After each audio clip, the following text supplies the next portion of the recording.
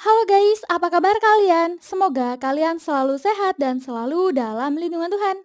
Adendun 2018 merupakan film komedi hitam berbahasa Telugu yang diperankan oleh Ayusman Kurana sebagai Akas dan Radhika Apte sebagai Sophie dan Tabu sebagai Simi. Bagaimana keseruan kisahnya? Tanpa basa-basi lagi, inilah alur ceritanya.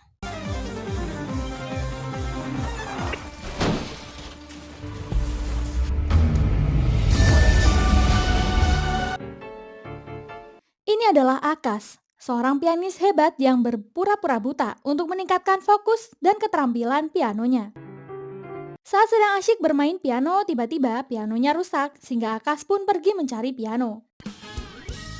Sesampainya di toko alat musik, Akas berniat membeli piano bekas. Karena 2 bulan lagi Akas akan mengikuti sebuah kompetisi dan dia harus segera menyelesaikan lagunya. Karena di toko tersebut sedang kosong, dia meminta pemilik toko untuk memberitahunya jika ada yang menjual piano bekas. Scene berlanjut, memperlihatkan Pramod, seorang aktor ternama yang sedang merekam istrinya Simi yang lagi sibuk memasak. Tiba-tiba Simi marah-marah pada Pramod. Dia marah karena sudah 4 tahun Pramod tak kunjung mengenalkan dia kepada sutradara kenalannya. Dan Simi pun menuduh Pramod akan meracuninya. Setelah melihat ekspresi Pramod yang kebingungan, Simi pun tertawa. Ternyata Simi hanya sedang latihan akting untuk mengikuti audisi di serial TV. Pramod bangga dengan bakat akting Simi.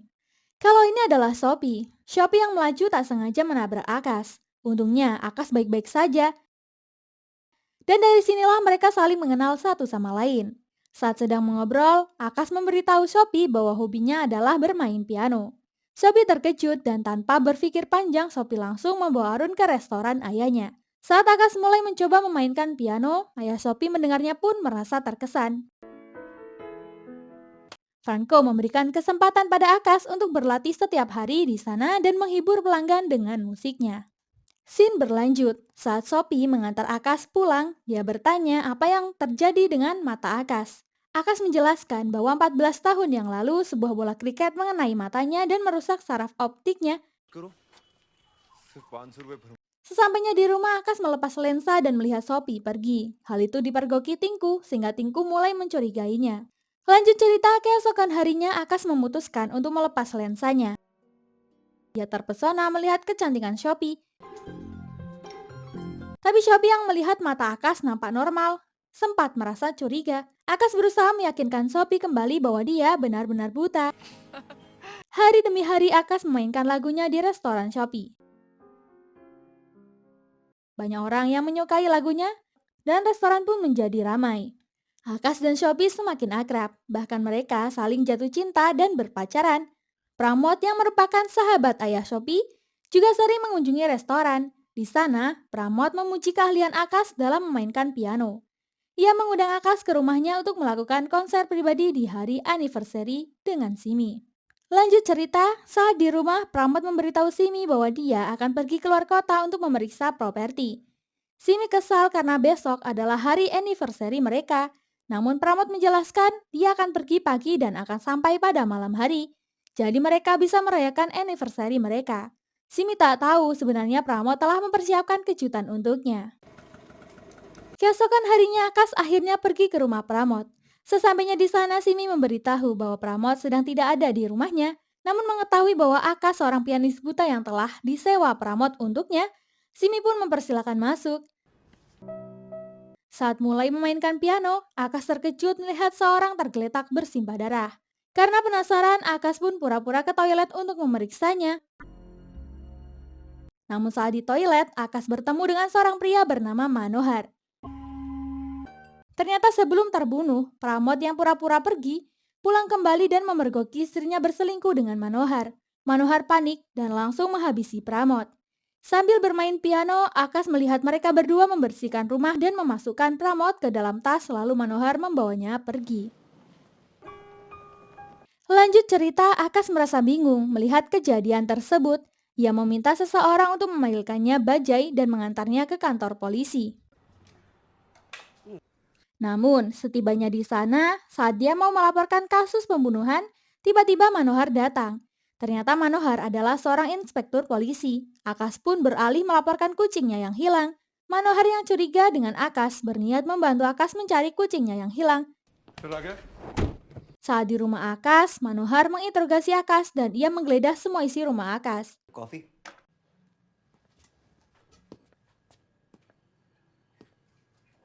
Manohar pun memastikan apakah Akash benar-benar buta atau pura-pura buta saja. Untungnya kucing Akash kembali sehingga tugas Manohar sudah selesai dan harus pergi dari rumah Akash. Scene berlanjut. Akash semakin kesal melihat Simi yang datang ke restoran seolah-olah tidak pernah terjadi apapun. Setelah Simi pergi, Akash pun ikut pergi menggunakan bajai. Shopee pun merasa aneh dengan tingkah laku Akash. Di sisi lain, polisi menemukan mobil Pramod dan jasadnya. Berita kematian Pramod menjadi viral. Simi pun diincar media yang menginginkan info darinya. Tak lama kemudian, seorang pria menemukan jam tangan milik Pramod di sebuah toilet. Dia pun dihajar karena dianggap berkaitan dengan kematian Pramod.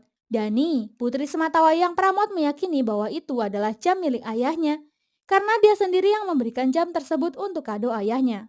Saat itu, Akash juga dimintai keterangan perihal kematian Pramod. Namun Akash berbohong tak mengetahui apa-apa karena dia takut. Scene pun berlanjut saat prosesi pemakaman Pramod. Simi dalam pidatonya berpura-pura sedih di depan banyak orang. Lalu seorang nenek bernama Disa atau tetangga Pramod menjelaskan kepada salah seorang polisi bernama Srinivas. Dia mengatakan bahwa saat pulang dari kantor pos dia melihat seorang pria masuk ke rumah Pramod. Lalu 10 menit kemudian Pramod datang membawa hadiah. Setelah itu Akash juga datang. Sayangnya nenek ini tak mengingat betul pria tersebut. Tapi jika dia melihat lagi, nenek Disa pasti mengenalinya. Setelah mendengar itu, Srinivas lanjut bertanya kepada Simi, apakah yang dikatakan nenek Disa itu benar. Dia pun mengelak dan mengatakan bahwa Disa sudah tua, mungkin yang dia maksud itu kejadian minggu lalu. Scene berlanjut di rumah Manohar. Srinivas memberitahu bahwa ia berulang kali menerima telepon dari seorang misterius yang katanya melihat Manohar membuang jasad Pramod. Tapi Srinivas tak mempercayainya, sedangkan Rumi, istri Manohar, menaruh curiga dengan Simi. Bagaimana bisa Simi menikahi pria yang umurnya berbeda jauh darinya? Bisa jadi Pramod tak bisa memuaskan Simi sehingga Simi pun berselingkuh. Srinivas juga menambahkan, kemarin dia diberitahu nenek Disa tentang laki-laki yang memasuki rumah Pramod tepat sebelum kejadian. Rina menyuruh Manohar segera menemui nenek Disa untuk menggambar sketsa pelaku. Jika Manohar menemukan pelaku, dia pasti akan mendapatkan promosi jabatan.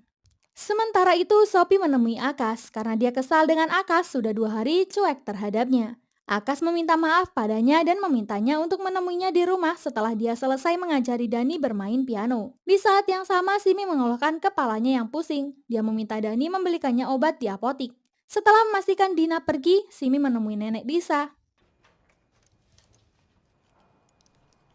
Demi menghilangkan bukti, Simi mendorong nenek Disa dari lantai atas rumahnya hingga tewas.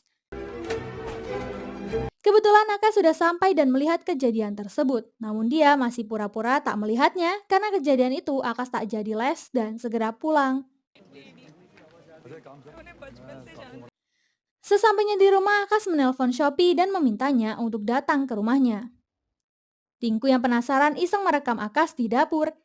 Tak lama kemudian Akash syok dengan kedatangan Simi di rumahnya. Simi memberikan manisan persembahan doa dari Pramod untuk Akash, dan saat Akash membuatkan minuman, Simi memasukkan racun ke minuman Akash. Akash tahu dia hendak dihabisi Simi untuk menghilangkan bukti. Dengan sengaja Akash menjatuhkan minumannya. Simi pun menodongkan pistol ke arahnya. Akash nampak ketakutan. Dia mengaku kalau dia hanya berpura-pura buta. Meski tak meminum racun yang diberikan Simi, tapi Akash terlanjur memakan manisan Simi yang membuat Akash pingsan. Tak lama kemudian, Sophie datang ke rumah Akash. Sebelum dia masuk, Tingku memperlihatkan video tentang Akash yang tidak buta. Shopee marah, apalagi dia mendapati Simi ada di sana. Sophie tak kuasa dan sangat kecewa. Sebelum dia pergi, dia berpesan pada Akash tak kembali ke restorannya lagi, karena pianonya akan dia jual. Singkat cerita, Akash akhirnya sadar, tapi dia terkejut karena sekarang dia benar-benar tidak bisa melihat. Itu semua ulah Simi yang sengaja membuatnya buta. Setelah itu Akash merengek meminta bantuan Sophie, tapi Sophie yang kecewa tak memperdulikannya lagi. Di sisi lain, Simi menceritakan semuanya soal Akash kepada Manohar. Manohar merasa kesal. Harusnya Simi menghabisi Akash. Manohar takut jika suatu saat nanti Akas buka suara di depan media dan itu akan membuat karirnya hancur. Lanjut cerita, Akas berniat pergi ke luar negeri. Namun ternyata Manohar telah mempersiapkan tali untuk membunuh Akas dan untungnya Akas berhasil kabur. Namun di tengah perjalanan Akas ditabrak oleh bajai yang langsung membawanya ke sebuah gedung tua. Suami, dokter spesialis organ dalam, mengambil sampel darah Akas.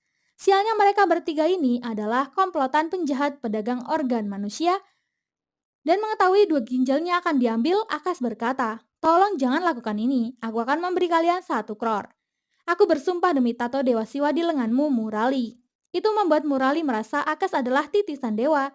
Mereka pun mengurungkan niatnya, dan saat Akas sadar dari anestesi, Murali bertanya, kenapa Akas bisa tahu soal tato di lengannya dan bagaimana dengan uang itu? Maksudnya uang 1 crore yang ditawarkan Akas untuk mereka. Akas berkata, aku dulu pura-pura buta. Aku tahu semua ciri-ciri Murali, tapi sekarang aku buta beneran. Dengar, anggaplah aku adalah lotre terbesar untukmu. Jika kau membantu dan melakukan apapun yang aku katakan, kau akan mendapatkan 1 crore. Di sisi lain, Simi dan Manohar benar-benar merencanakan pembunuhan untuk Dina. Mereka akan merekayasa kematian Dina seperti seorang depresi. Depresi karena ditinggal mati oleh ayahnya. Lanjut cerita, Simi hendak melancarkan aksinya. Untungnya Aka sudah di rumah Dani dan membuat Simi terkejut mengira Aka sudah pergi jauh. Simi segera menelpon Manohar. Manohar panik, dia meminta Simi membawa Akas ke pabrik gula dan akan dihabisi di sana. Sesudahnya di mobil, Akas meminta Simi untuk tidak membunuh Dani. Dia mengancam akan melaporkan Simi. Tak lama kemudian sebuah bajai menghentikan laju mobil Simi. Akas membius Simi dan membawanya pergi. Malam harinya Akas menelpon istri Manohar. Dia mengaku-ngaku sebagai seorang detektif sewaan Pramod yang bernama Asgar. Akas menjelaskan bahwa suaminya bernama Manohar telah selingkuh dengan Simi. Mereka juga membunuh Pramod. Karena terciduk selingkuh, ia memiliki bukti sebuah rekaman video. Jika Rumi tak memberinya uang 1 crore, maka bukti akan dia serahkan ke media. Dan sakit hati setelah mengetahui kebusukan suaminya. Untungnya Manohar bisa menenangkan istrinya. Setelah Srinivas menelpon dan memberitahu bahwa Simi telah meninggal, di mana berita menyampaikan bahwa Simi telah loncat dari jembatan akibat frustasi, keinginannya menjadi artis tidak terwujud karena Pramod meninggal dunia. Namun keterangan Dani, dia terlahir melihat Simi pergi bersama Akas. Mendengar berita tersebut, Shopee menyimpulkan bahwa mereka berdua telah kawin lari. Lanjut cerita, di klinik tua Akas menjebak Simi untuk mengakui perbuatannya dan merekam perkataan Simi. Lalu suami mengambil sampel darah milik Simi. Jika cocok dengan Akas, dia akan mendonorkan kornea Simi untuk Akas. Mereka pun lanjut menyusun rencana menjebak Manohar masuk ke klinik tua. Keesokan harinya, Saka dan Murali malah mengikat Akas di kursi roda. Karena mereka takut Akas akan melaporkan mereka ke polisi. Simi pun tertawa melihat Akas telah dikhianati komplotannya. Tapi mereka berdua pun bekerja sama untuk bisa keluar dari ruangan tersebut. Sementara suami telah menerima hasil tes darah dari Simi dan Akas. Scene berlanjut. Manohar pun menemui Saka dan Murali di sebuah gedung. Murali meminta Manohar segera meletakkan uangnya ke dalam lift. Namun karena Mohar seorang polisi, dia tak mudah dikelabuhi. Manohar berhasil menemukan Murali dan langsung menembaknya. Lalu Manohar mencari bukti videonya, namun ternyata video tersebut ada di tangan Saka yang berada di lantai bawah. Manohar langsung masuk ke lift untuk menangkap Saka, tapi sayangnya Saka sudah terlebih dahulu mematikan lift tersebut. Manohar terjebak, berusaha melepaskan diri, namun dia malah tewas tertembak pelurunya sendiri. Melihat Murali yang terluka, Saka pun segera membawanya ke rumah sakit. Tapi di perjalanan Murali tak bisa bertahan dan Saka tambah sedih karena ternyata uang yang dibawa Manohar hanyalah uang palsu. Di sisi lain, Simi berusaha melepaskan ikatan talinya sembari meminta Akas menghancurkan jendela dari gudang tersebut. Tapi Simi mengkhianati Akas dan berusaha menghabisinya.